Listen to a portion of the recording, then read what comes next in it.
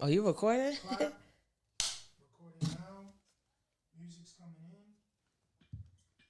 In 3, 2. Come on. What it do, y'all? What it do? It's Rifa, and we back for another episode. Yes, and King Tyson. Come on now.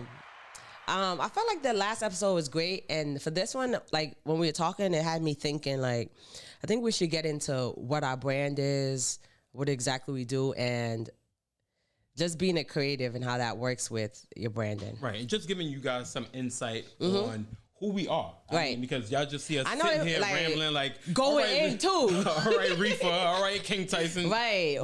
Like we know your brand, but who are you? Right. So I think Right. this is gonna be like a good intro, like a official introduction of introduction of who we are, what it is that we do, what our brands. What we're trying to say with our brands, right? Because every brand has a story. Listen, I know when people heard me say black and ugly, they probably like, how she just gonna skip past that and not like talk about that, right? So the floor is open to you. Thank you. I appreciate that, my brother. Probably have like misconceptions. Of course. And it's a lot deeper than it meets, surface level. Right. Like it's a lot deeper than that. So I started the brand, like to make a quick story short, I started the brand. I would say, I keep saying 10, but it's more like 11, going on 12. But I started the brand when I was getting to know who I was as a black queen, right? Right. I was on my Hopetep shit, and I was doing a lot of research into Egypt, into, like who we were. And for some reason, I mean, I've always been a Biggie fan, hip hop head, so it was nothing. So I was listening to One More Chance, and on it he says black and ugly is ever I stay Gucci down to the socks, right? But when he said that line, black and ugly, it always stuck with me. So when I like designed one of my first shirts, I did those words on it. I did black and ugly as ever, and I put a picture of Biggie, and people kept calling the black and ugly shirt as opposed to calling it the Biggie shirt. So I'm like, I'm gonna rock with this because I know America labels us black people as, you guys are black, and because you are black, you are ugly. Right. And I'm like, that's a lie. That's a misconception. Something so far from the truth. Right. So I'm gonna take that and I'm gonna put a positive spin on it. Like I'm all about irony and things having meaning. So it was easy for me to do that, and I enjoyed telling that story about it's an oxymoron within itself, right? And then some people are like, yo, what's an oxymoron, right? And it's like two things that don't go together, right? Like you could say, I always tell the kids when I'm explaining my brand, I'd be like, y'all would be like, oh, she a baddie. Like but bad means bad, but you really saying good. You saying she look good, right? But you wouldn't say, instead of saying she look good, you like she's a baddie, and you already know it means the opposite. Like, so it's the same thing with the brand. Right. And when I started, I used to do a lot of meaningful pieces, like something that says young, gifted, and black, or my history takes more than a month to comprehend. Right. Like a lot of words more than graphics, but it was something for me to be able to speak about who I am and my people and things we've been through the past and where I hope we go in the future. Right. And now that, fast forward, and now we're here today, and I've done that, and I've also used the brand to just be a creative outlet. Right. And I think that's the best part. Shout out to one of the podcasts I really love listening to, Around the Way Curls. They always say duality is a thing. Right. And it is. And we can be two things are true at the same time. Absolutely. Right? So my brand is creative and it's meaningful at the same time. Yeah. And I always felt like your brand is like a celebration of the culture. It is. You know what I mean? Like that's I'm happy to be black. Yeah. And that's straight up. That's literally what whenever I speak about your brand, I'm like, it's just literally a celebration of the culture. Right. They're like, oh, but you have a brand. I'm like, we do different things. We both celebrate being black. Like, exactly. So, and there's different ways to do that. Exactly. And I think people get caught up in, because it's black, it has to be like black power, if it's black, why do we always gotta talk about it? It doesn't. Like you're that. You're that. Yeah. This is the black brand, and I don't have to throw it at you. Right. And my brand is like, oh, I'm black, and I'm gonna tell you about it. Exactly. And those two things are literally existing right now. So. Exactly. Yeah. And so my name is Tyson, King Tyson. The name of my brand is Hardware Style, and Hardware Style started literally in 2000. late 2011, but it became a brand in 2012. Okay. And it literally started from my need of wanting a baseball cap, but not like your average not baseball your typical cap. Not your average snapback with the New York Yankees or with some type of team on it. I needed an elevated baseball cap, something that I could wear with a suit jacket, because I had really gotten into like wearing blazers and jeans, or like, you know, the vest and jeans, but I wanted a baseball cap that I could wear that was elevated. And I've always wanted. I'm about to say, you've been fly since you was in the 5th grade. But I've always like taken things that might have been a trend and made it my own. Right. I literally was walking by a hardware store, a vintage hardware store on 70th and Madison, I believe. Okay. And they had all types of vintage hardware. Okay. And I saw a latch, and I was just like, I had no idea what I was going to do with it, but I just was like, this is vintage, it's gold, it was talking to you. Brass, it was talking to you. Let me just get it. I think I spent like $10 on the latch and went home, and I went and got a baseball cap. Okay. And I was like, I wonder if I can put this on a baseball cap. And because the cap was acrylic, so I was literally able to screw it in. And I was like, all right, now how do I wear this without the screw? Right. And then I found a way to cut it off. Look at that. And it literally was me going to the hardware store to create this hat. Innovation. And then I put it on. I was like, with a blazer, I was like, this is it. Dope. Like, and then I think I went out to it was the time I lived in Harlem on 106 and Park. Hey, Harlem. And there was like a new bar that opened up down the block, and I wore it to the bar. And when I say from the time that I walked in to the time that I left, people kept asking me about this hat. Like, that hat is so dope. Where did you get that from? And I'm like, well, I made it. You know what I mean? Right. But for me, this was at the time. Again, I went to school for fashion design. What school did you go to? Oh, really? I always wanted to go to Parsons. But I learned very quickly that I did not want to be a fashion designer.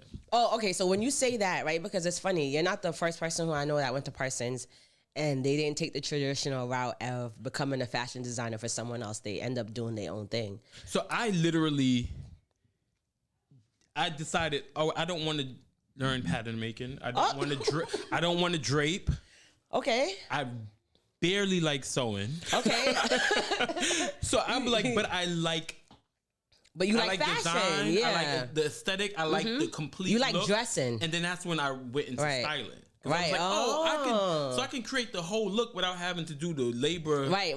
So you didn't want to do that work. Yeah, I didn't. So, but with the hats, it was like literally like a full circle moment, because here I was designing. So maybe it was the silhouette as opposed to like maybe you don't want to drape a dress, but you have no problem doing a hat, right? And again, it literally was just that's what life. Like within design, right? Right, come on now. It took me to live life and to be a fashion stylist, and be a fashion editor. I feel like everything that I have done since leaving Parsons has brought me back to design. It was all dope. So then I'm gonna say it helped. Your degree definitely helped. Even like working as a visual merchandiser, I as a designer now, I literally incorporate all of the things that I've learned. You know what's so funny? I took a class not too long ago. I think it was like 2 years ago at Columbia, right? And one of the sessions was about why am I not coming up with the word up? Basically, though, it was about how if you have a store, how you're going to set it up. And then I learned about waterfalls, racks, and all these other things. And I think that's when my like vending booth became like a store, because I learned, okay, I always knew, but you know, like when someone puts something in front of you, you have a name to call it. I was like, okay, so now I know that if I put these colors together, this will attract the person. When people walk into a store, they usually go to their right and they look right, you know, straight ahead. So you shouldn't put too many things on the bottom. You need to elevate things. It's like you learn these little things and it all comes back together. Right. So yeah. So again, did the baseball cap, then again, posted it. I think I posted it on Facebook. Yes. This goes back and oh my God, I need that. I need that. Ooh, you was hype, boy. Like, right. But no, because at the time I was like, I didn't make this for was like, sale. It's not for sale. Yeah, this is not like for your consumption. I made this for, I don't want y'all all walking around. I created this because I needed a hat that was unique to me, right? Right. But by the time I think it was like the next day, I had like 100 comments of people saying how much they wanted the hat. They needed the hat. I need to go back on Facebook and see this picture. They needed the hat. So then I said, okay, well, I'm not making it. They're like, well, you should make them. You can make so much money, blah, blah, blah. I needed money at the time, right? Because, come on, listen, styling is hit or miss, right? You can literally, I could do a job that pays me $20,000. Right. And then 3 months not be working, right? So you have to budget your money, right? It's crazy how that works. So I'm like, okay, well, if I can make some extra coin. Why not? Why not? Mm-hmm. So I went to the hardware store. I think I got maybe like 5 hats. I went to the hardware store, got 5 latches. Okay. Went and got 5 snapbacks or whatever the case is. I did them in different. I think I did the silver, the gold, and I was like, I'm gonna play with other type of hardware, like you know what I mean, vintage hardware pieces that could be interesting. That's dope. So started, got the website, but it was like through what, Big Cartel. Remember those Cartel? I used to love a Big Cartel. Okay, let me tell you, I put it up. Because Big Cartel was free back then too. All right, let's talk about that. I was like, this is only gonna be a limited time. Look at you now, 12 years later. 12 years later, I was like, I'm only gonna do a small capsule collection, limited time. Put it up. No, day one, not one sale. Wow. So now I go back to that Facebook post like, all right, here's the link. You can buy. Because it's like I said it's available. Maybe you didn't hear me. Like maybe you didn't. I gotta give you the details on that. Right. And I think I was doing it for something. The hats maybe were like $50 or something like that. Or not crazy. Even. I don't even think it was $50. I think I started learning to up my prices when I actually realized how much work I was putting into it. You know what's so funny? When it came to pricing, I remember a friend telling me, he was like, you can always put something on sale, but you can't make the price high. You can't do that. So he said to me, price it for whatever you want to price it for. And then, if it works, great. And if not, then you're able to drop it. But you're gonna be very regretful when you're selling it for $20 when you can easily sell that for $80. So I had that problem. I think they were like $40. And then I think maybe a couple of days later I sold 2, but then because I had already done those, right? But then I started working with the letters because that became like a trend, you know, putting your name. So I started doing the letters, but the letters from the hardware. So whereas most people were doing like acrylic letters, I found ways to use the letters that you like when you see 6D or you know, you learn to use I that to make it the brass letters to put on the hats. And then I started getting the different type of ones, like the script ones, and just, you know, and then I was placing them. That hardware, that was your best friend, that hardware store. Yeah. So literally but those really hit. And I was like making those. But even those, I was selling probably for like $60, but those letters are not cheap. They're not. The hardware store is not cheap. The hardware store is not cheap. The tools to cut off the back of the screws, like all of those things they're costly, expensive, they're costly, right? So I had to phase out. Like once I started, I think I got burned out between 2012 and 2013. I started realizing that like, I'm making all of these hats, but I'm literally sitting at this desk making these hats. Yo, that's so funny. I know that feeling. Is really You're not really seeing it. You're not seeing it. So then I was like, all right, I'm going to pull back on this. And then, you know, trends happen. People were into the name thing and then they're not, or whatever the case is. So and I think whenever you drop something, that's the peak, right? Because everyone's interested and then people fall off, right? And then eventually I was like, all right, how do I now, because now I'm invested in it, right? Like I'm excited about being in the creative design space, right? Because also styling for me at the time was like, I was really realizing that if I don't really like you, if you are not a good person, I don't feel good dressing you. Oh, really? I don't feel good giving you my energy, my creativity, my talent, and you are not a good person. Right. You know what I mean? Whereas most stylists, they have to, the reality is most of their clients treat them horribly. Not all, but a lot of them. It's true. We had the stories. We had the stories. You are the help. For them, you are the help. Right. And I also had to realize that I wanted my own life. When you are, especially a celebrity stylist, or I imagine it's stressful. A big celebrity, your life revolves around them, right? So if your client, if you had a 14-hour workday from whatever it was, they were doing a press junket or photo shoots or whatever the case is. If you think you're done at 8. You started at 6 in the morning, right? Because prep. Okay. And you're done at 8. If that celebrity decides at 2 a.m. that they want to go out, you better get them. Guess fit. who got to get up and get them dressed to go out? So I started realizing. Yeah, I started realizing. All right, maybe I need to pull back from styling. Right. And I really like the design aspect. I like coming up with designs. You know what I mean? And I was like, all right, now I've moved from the baseball cap.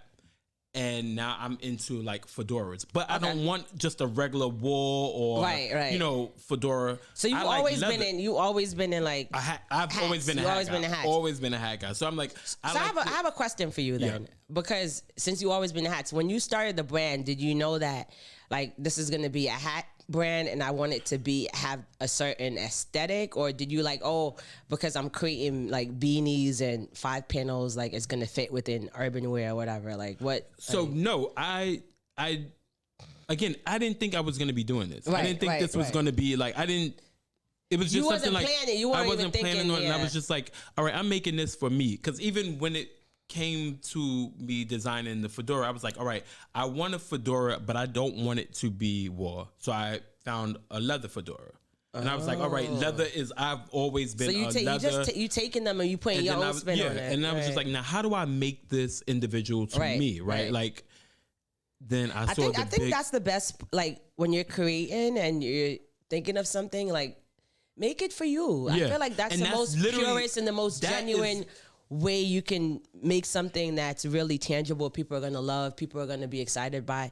Like you have to make it from within. Like if it's a cash grab, I think like we can all, well, most of us can feel that and we see what it is, like, you know. But if you're making something like, I genuinely enjoy this, like I hope that I do make money because it's a business. Absolutely. But I'm gonna keep creating regardless, right? And that's exactly, so that's why when we spoke about people asking, could you customize it or, you know, change the design, and it's like, no, like, because I wouldn't wear it like that, right? That's and I true. literally the reality is I make clothes for me, right? Listen, I am my target market. I am my target market. That's me. And my thing is that I navigate through the city and I see what my aesthetic does and how it influences people from all walks of life. I get compliments. I mean, just looking at you, you could tell that you. So my thing is, I know there's somebody that is like me, that is looking for a shirt like that, that is looking for, because I've had at markets, they're like, oh my God, a leather beanie.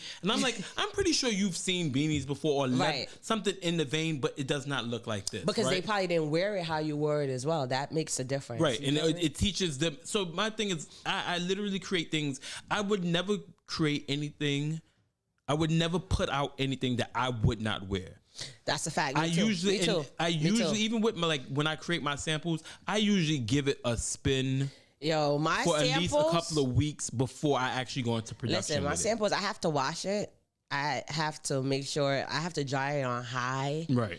And I'm gonna wear it. Like I'll be wearing the shit out of my clothes. I will wear the same hoodie for a week straight to make sure like the color doesn't fade, the lint balls are not there, it washes great, it doesn't shrink. Like because if I'm selling it for a certain price, I need it to have it needs to hold this certain value, this quality, and I'm not gonna sell you something that I wouldn't buy myself. Exactly. Like no, that's being dishonest and So even going back to even like my whole brand, how the brand became what it is. The zipper became the thing because I saw this big zipper, and I was like, I know designers that were using the zipper like on the jacket or on whatever, you know, a bag, which is like the easiest way to use it. And I was just like, all right, since I already am a hat person, I want to design hats per se. How do I make the zipper work on the hat? And I did it. Dope. And when I tell you, and the way I did it is I did it was just for me, right? I didn't think, again, one of those things, I didn't think I was going to be selling that's it, the easiest way. So I think I might have like sewn it by hand and then put a little thing so you couldn't see the imperfections, maybe even put some glue on it. But it worked. And I literally would get so many compliments and I would get so many people asking for it. People like, I will give you money to buy that hat off your head. And I'm like, I don't feel comfortable selling this because. So when did you start feeling comfortable? So it was until someone that was really serious about buying one of the hats for a celebrity. Okay. She was a friend of mine. She was a celebrity stylist, and she was styling two of the biggest celebrities at that time. And she was like, "Here, make the hat for me." And I was like, "All right, I need to be able to make this so that when these celebrities, if they wear it, like they realize that it's something of value." Right. So then I started going to find like manufacturers, and that was like a process. That's and even my manufacturers, they were like, "Oh, this design is so," because the thing so was I wanted it to be innovative. I mean, I wanted it to be functional because the zipper that I did, it was just a design detail, on there. Right? I wanted it to be, because that was a lot of the things that people would ask, like, "Oh, can I unzip it?" And I'm like, "No." But that was like a run. Yeah, like people wanted it to be functional. CC's feedback is good sometimes. So yeah, definitely in that aspect. Right. And so then I went to so many manufacturers, and they were like, "No, we can't do it. We don't know how to do that," because the millinery field is very antiquated, if you will, and they just like doing what they know how to do, and maybe they may add like some pain, and maybe they may add they like, also don't want to go through growing pains. Exactly. So I finally found one who was in business for like, I think he was at that time he had been in business for like 40 years, and he was like, well, like, I understand this design, like I think it's really amazing, but unless you have like a whole bunch of money to actually create the mold, because of the zipper, you can't heat press it because it has to literally be designed in layers. So they have to make like the space for the zipper to go in? So you have to make, like when you do most hats, you just put it on the mold, heat press it to create that shape, and then you're done. Because it's the zipper, the metal can't go in. So you have to create the crown, you have to create the brim, you have to create. I never thought of that's a lot. And then you have to sew it together, right? So it's a lot of intricate work that goes into it. And he was just like, "Well, I don't know. What I can do for you is just redo what you did, like making it just a zipper detail, and just make it look really, really nice so that you can send it to the client and you can sell it and not, you know what I mean? Like it's not, you don't have to worry about it's glue and it's hiding things. I'll make it to where it looks great." So I said, okay, I was upset. I'm a Virgo, so I like to get my way, right? When I have an idea, I want it to be exactly how I envisioned it. Not to talk, like to get off topic or talk about signs, but I feel like whenever I work with Virgos, they pull the best out of me because you guys are so detail oriented and like you guys obsessed over whatever you're doing. I'm talking to all the Virgos out there. And even though there is no real such thing as perfection, but we are going to try to y'all gonna try to get as that close to perfect as possible. But it's a great thing when it comes to me because I can be very I think I'm a detail-oriented person, but I could be very lackadaisical and be like, all right, like flip it, like, oh well, I'm gonna get to it when I get to it. Ain't nothing stressing me, baby. You cannot stress me. So I think you guys, it's a good balance because you put that battery in my back, like, nah. Yeah, like you said you was doing this. Yeah. What's up? Hold me we will hold you accountable. Yeah. So then I finally resolved to not get in my way, and I was like, all right, I'm gonna just take the samples as at least I can give this to the client, and they get what they've paid for, right? And then about 2 weeks later, I get my samples, and the zipper is functional. Look at that! And I was just like, but it was because he was so inspired by somebody actually wanting to create something that has not been done before, right? Dope. At least that he hasn't seen. You know what I mean? And so that's why, and so anyway, that's where the brand came from. And then the clothing came like many years later. But I'm just going to touch on the topic. That's why when Givenchy, Matthew Williams of Givenchy, when he was the creative director of Givenchy, when he decided that he was going to make my design a part of his collection, after, mind you, he lived in New York around the same time. We literally have... I was in the same circles. So when he decided to take my design to make it a part of his collection, I'm like, not after all of the work that I did, all the sweat, like the tears, all of the sweat and tears that I did. Literally, people, because even after my first manufacturer did my samples, when it was time to do production, he was like, I just don't want to invest this time Really? and creating Wow, look at that. like different stuff. So then I went to Mexico to try to have him do it, and they did it, but they didn't pay attention to like detail. So it was just like done very poorly. The sewing, like. So it literally was a 5-year struggle of me going from receiving those first samples to being able to get to a point of, all right, now I can literally sell this to you confidently, and you can purchase it at this price point. It took a minute. So when he came and decided that he was just because I wasn't big enough, because I wasn't big, I was just some little black designer who was I was sitting on this amazing design, but you wasn't doing nothing, and I wasn't doing nothing with it, right? That he was just gonna take it and make it a part of his. But that's how you know you have something. Like, I think, especially now in the age we're in, people are gonna steal. Yeah, like people are gonna steal, especially with social media. But I think the only way you could combat that is, well, not the only way. One of the ways you could combat that is you just continue to be ahead. Right. Like they're waiting on you to drop something new. You feel me? Right. So it's like. You gotta lead the way, right? And even you have been doing that. And even with that situation, I didn't stop. I didn't stop. I kept going. And now it's a story. It's a story. It's a part of my story. But again, I don't put too much focus on that because I still get interview requests to this day to talk about that. And I'm like, I don't want my brand to only be associated with Givenchy trying to steal one of my designs, right? Like I have done so much.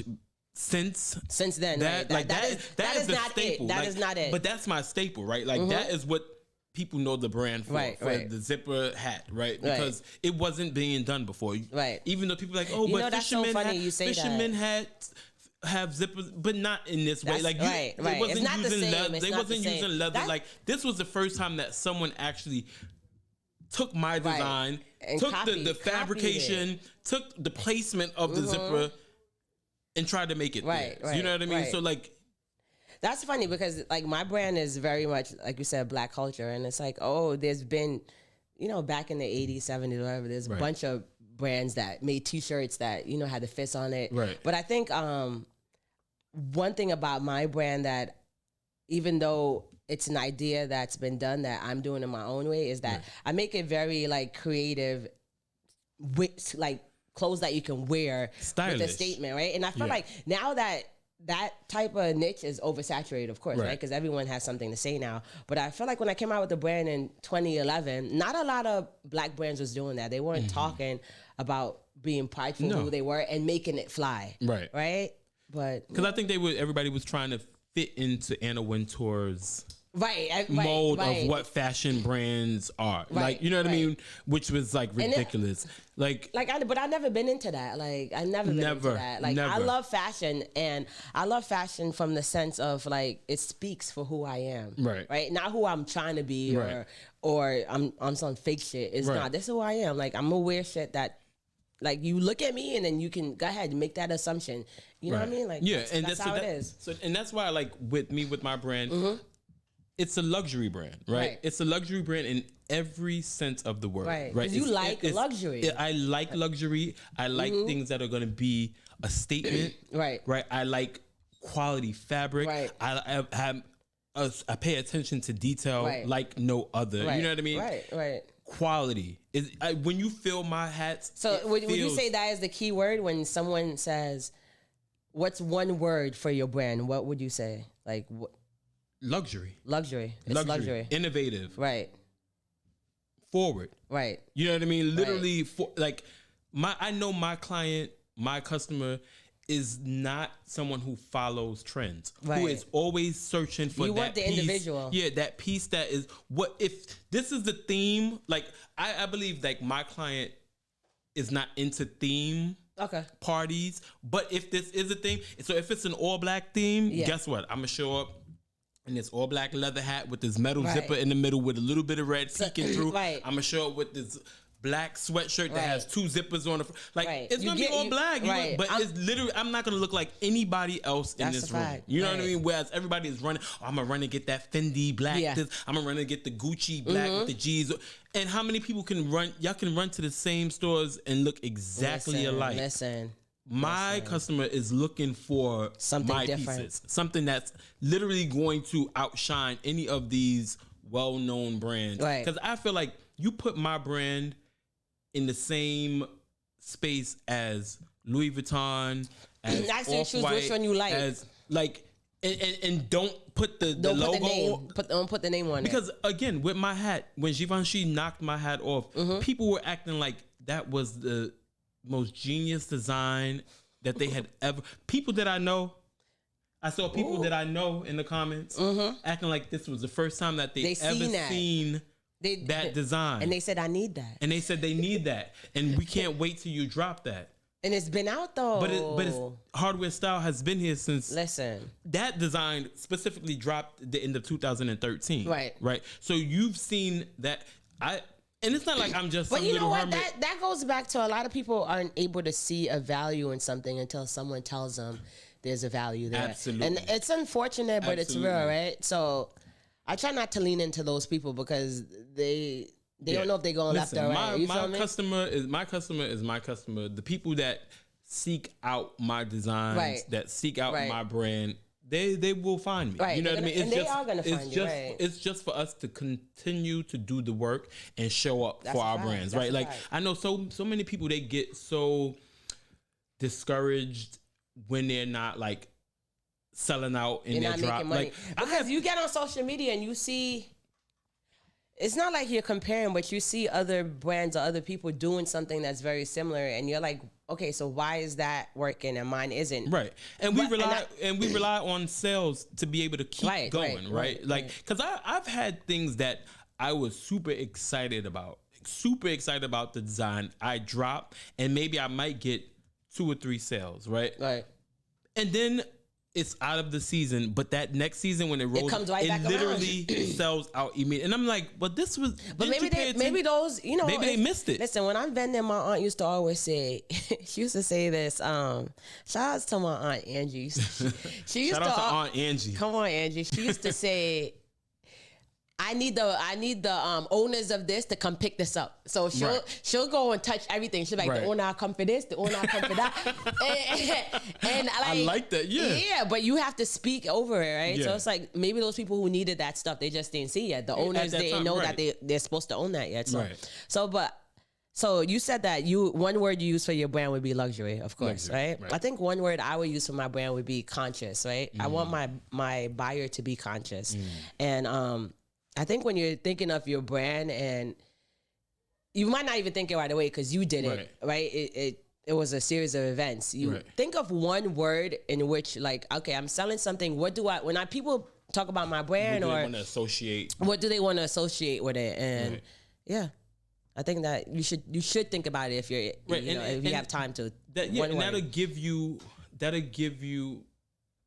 at least a foundation, right? Something to work off of, right? In your design process, in what you decide to drop, and how you decide to show your brand to the world every day, right? Because it literally is a daily process. Of we're still growing. We've been doing this forever, but we're still growing. Like, and I also think like sometimes the ego may be able to seep in, and you think, oh, I've been doing this for 12 years. I'm everybody should like, you should know who I am. Or listen, I humble all the time. I act like my brand. Listen, even if you've seen my brand, even if you are following me, if we are just being introduced, I'm going to tell you the name of my brand. You know what I mean? Like you had. No, we gotta talk about that another time, because for a while I was thinking, I've told the story so many times. Why don't people know the story? But I learned, no. This story never ends. Yeah. You just gotta keep telling the story. Just because some people seen it, no, I mean everybody's seen it. Like, even for me, so many people were like, "Oh well, since you had that Givenchy thing, that should have, put you." And I'm like, first of all, I wouldn't even want that to be the first thing people think about. Right, when because that takes away name. from your brand, right? You're not focusing on your brand. Then has a the clutch, creative. right? You're focusing on the fact. Some drama. Like, I don't want, you know what I mean? Like, so that's why I have stopped doing, every now and again, because it pisses me off. So I have to, depending on who you are and how many people you're going to see, I'm going to talk about it. Because I feel like, especially at that time, those bigger brands, especially European bigger brands, they have been stealing from us. We gotta get into that another time, because I definitely have a Gucci story to tell. A lot of us have Gucci stories. So we'll get into that, but I think I want to like close this up with saying that think of one word that describes your brand and try to work around that when you're starting a brand, or even if you're in the middle of the brand, you still have to think about that. And even if like you are not your ideal customer, which I don't really understand why, but not every. I think as a creative artist, usually that's your lane. But you know, say you're an inventor, you might invent something that you don't need, but somebody else needs. So you know, I think it depends. But creatives definitely make for themselves. Or someone that you know, like, because even if like you're designing, if you're a male and you're designing women's wear, then you have to have a muse. Who's that person that you envision That's right. in your pieces? Who is the woman that is coming to, if you have a boutique, what do you imagine your customer the woman like? And her friends or her, like, who are these women that are coming to shop at your? So I think it's important, again, to have like a word association to your brand, and just to see your customer, who you are designing for, even if it's not for you. Right. You know what I mean? And then even if it is for you, you have to think outside of you as well. Like, the person may not be exactly who you are, but what it is, what are your similarities? Right. That's what it is. All right, cool. With that being said, we need y'all to follow us, right? Because you are a target market if you're listening to this. Ideally. What's the Instagram? The Instagram is Hardwear Style. HARDWEAR Style. Yeah. And my brand is Black and Ugly, and that's black, the letter N in the middle, usually a Y. If you're going to go on the website, blackandugly.com. And hardwear.style. And remember, hardware is HARDWEAR, because so many times I can literally say that if I'm in front of somebody and they're typing it in and they're like HARDWA. I'm like, no, it's a play on the word hardware. Hardware, right. Hardware. Where? Yeah. So hardwear.style is the website. Yeah. All right. And this has been Life Within Design. Please follow us on our socials for this podcast. Yeah. So it's LWD Podcast, and that's on Instagram. Right now we just have Instagram. Yeah. All right, cool. Yeah. All right. LWD Podcast. All right, catch y'all later.